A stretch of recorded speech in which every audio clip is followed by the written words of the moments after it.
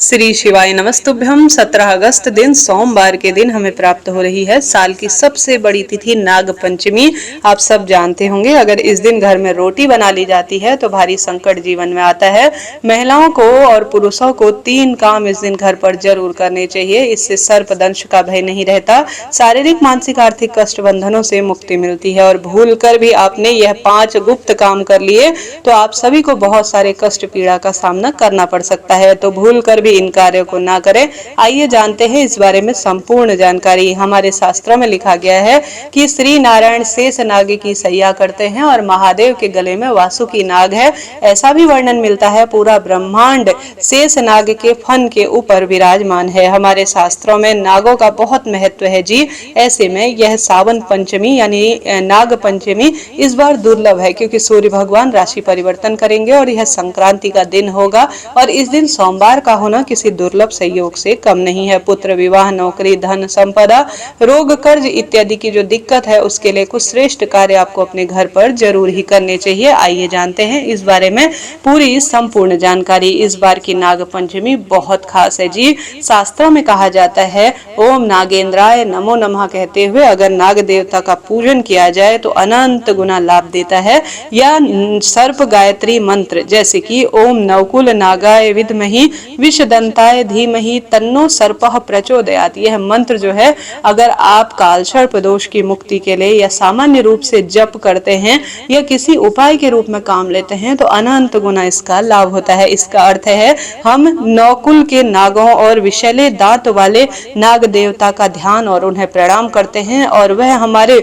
मन और बुद्धि को सदा सर्वदा सन्मार्ग के लिए प्रेरित करे। प्रिय श्रोताजनों, नाग पंचमी का दिन बहुत बड़ा दिन माना जाता है। अलग अलग क्षेत्र के हिसाब से इस दिन बहुत विशेष पूजा की जाती है। जैसे कि नाग पंचमी पर रोटी न बनाने का भारी रहस्य छिपा हुआ है। इसके साथ साथ हमारे शास्त्रों में गरुड़ पुराण में लिखा गया है कि जब घर में व्यक्ति की मृत्यु हो या श्राद्ध कर्म होते हैं उन दिनों में भी आप सभी को घर में रोटी नहीं बनानी चाहिए, बल्कि मीठा खीर पूरी का भोग लगाना चाहिए। आजकल के नए बच्चे इन चीजों को भूल रहे हैं, जिस कारण से वह शारीरिक मानसिक रूप से परेशान है। कई लोग इनको जानते हैं, मानते हैं और मान्यता को पूर्ण भी करते हैं। इसके साथ साथ आपने देखा होगा शीतला अष्टमी के दिन भी, जिसे बाशुड़ा कहा जाता है, घर पर तवा यानी रोटी नहीं बनाई जाती, बासी भोजन ही किया जाता है। इनका गहरा रहस्य छुपा है जी, बहुत गहरा इसका कारण है। इसके साथ साथ दीपावली, शरद पूर्णिमा, इन तिथि पर भी जैसे दीपावली पर रात्रि को माता लक्ष्मी घर घर में पृथ्वी में वास करती है, इस कारण से खीर ही बनानी चाहिए, रोटी न बनाने का विधान हमारे शास्त्रों में लिखा गया है।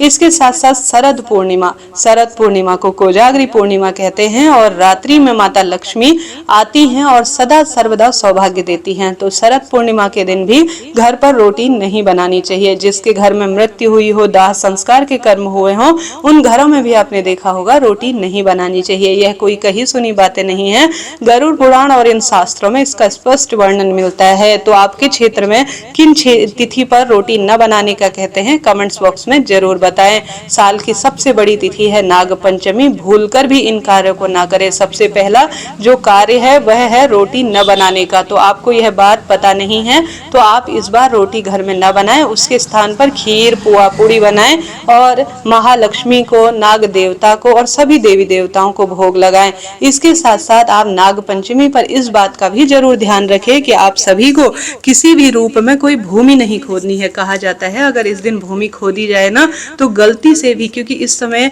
बहुत बरसात हो रही होती है, जो छोटे छोटे जीव होते हैं जिन्हें सर्प कहा जाता है, अगर उनका घर आप तोड़ देते हैं तो फिर आपका घर टूटते हुए देर नहीं लगती है। तो सावन महीने में आप कोई भी धरती खास तौर पर इस नाग पंचमी के दिन ना खोदे, इस बात का ध्यान रखें। भूल से भी अगर सर्प का घर खराब हुआ, टूटा, तो फिर यह भारी दोष कुंडली में उत्पन्न करता है और काल सर्प दोष को बढ़ावा देता है। इसके साथ साथ इस दिन काले, नीले, सफेद रंग के कपड़े आप शिव पूजा या नाग पंचमी दान पुण्य में बिल्कुल न पहने, इस बात का ध्यान रखें। इस दिन सिलाई वगैरह भी कई क्षेत्रों में नहीं की जाती है। यह दिन उत्सव का है, शिव पूजन का है, नाग देवता के पूजन का है, तो इस बात का ध्यान रखें।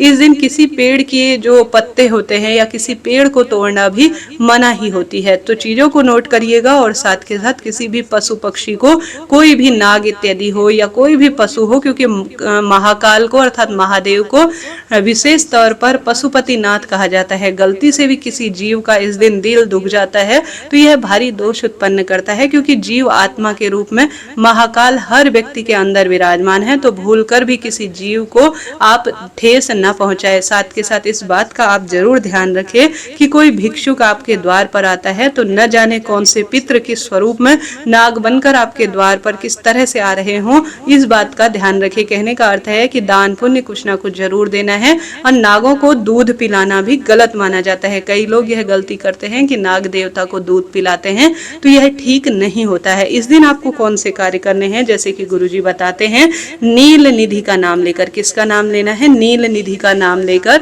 अगर शिवलिंग पर कमल का फूल या विशेष अपराजिता, जिसे शंख पुष्पी भी कहा जाता है, जो नीला फूल होता है, शिवलिंग पर चढ़ा दिया जाए तो अष्ट सिद्धि नव निधि की प्राप्ति स्वतः हो जाती है। आप जानते होंगे नव निधि का नाम लेना है और कमल का फूल या शंख पुष्पी, जिसे अपराजिता फूल कहा जाता है, वह नीला फूल आपको घर के शिवलिंग पर जरूर चढ़ाना है, जिससे कि साल भर धन आगमन के राह खुले, शारीरिक मानसिक आर्थिक कष्ट बंधनों से मुक्ति मिले। साथ के साथ सावन का यह सबसे बड़ा दिन है। घर पर सांप दिखाई देते हैं या स्वप्न में सांप दिखाई देते हैं या बार बार किसी न किसी तरह से मन में सर्प दंश का भय लगा रहता है, तो आप एक कार्य करें कि आस्तिक मुनि का नाम लेकर, जैसे कि आप जानते होंगे नागों के देवता हैं आस्तिक मुनि, इनका वर्णन शास्त्रों में मिलता है। आस्तिक मुनि का नाम लेकर अगर शिवलिंग पर शमी का पत्ता समर्पित किया जाए और बाद में चढ़ाए गए जो शमी का पत्ता है उसे प्राप्त कर कर आप अपने घर के द्वार पर रख लेते हैं, आस्तिक मुनि का नाम लेकर द्वार के कहीं पर भी, तो इससे जो है आपके घर पर सर्प प्रवेश नहीं करते, सर्प दंश से मुक्ति मिलती है, शारीरिक मानसिक आर्थिक कष्ट मिटते हैं और सारी कामना सिद्ध हो जाती है। यह कार्य करें।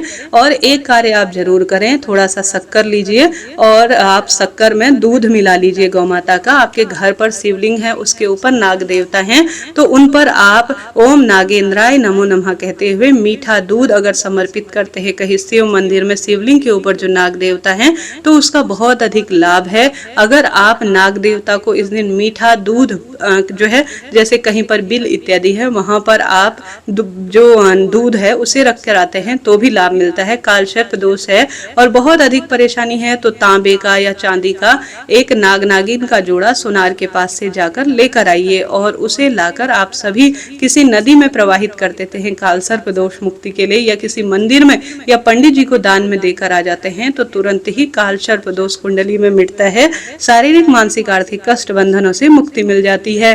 कैसे आप सभी इस दिन पूजा करें, इसका पूरा वीडियो चैनल पर है, आप जरूर से ही देखिएगा जी। बहुत बड़ा दिन है। इस दिन अलग अलग क्षेत्र मान्यता अनुसार पूजन किया जाता है। आप किसी न किसी स्वरूप में पूजन करें। जो तवा है वह नाग के फन के समान माना जाता है, उनका स्वरूप माना जाता है, इसलिए कई क्षेत्र मान्यता अनुसार नाग पंचमी के दिन तवा नहीं लगाया जाता, ये भारी दोष उत्पन्न करता है। और अलग अलग मान्यता नाग पंचमी से लेकर जुड़ी हुई है। इस दिन आप भगवान महादेव की विशेष स्तुति करते हैं और क्षेत्र अनुसार पूजन करते हैं तो नाग देवता कृपा बरसाते हैं और सदा सर्वदा खुशियां बनी रहती है। अभी के लिए इतना ही। यह वीडियो आपके लिए उपयोगी रहा हो तो चैनल से जुड़े और सब्सक्राइब करें। कमेंट्स बॉक्स में ओम नागेंद्राय नमो नमः जरूर ही लिखिएगा।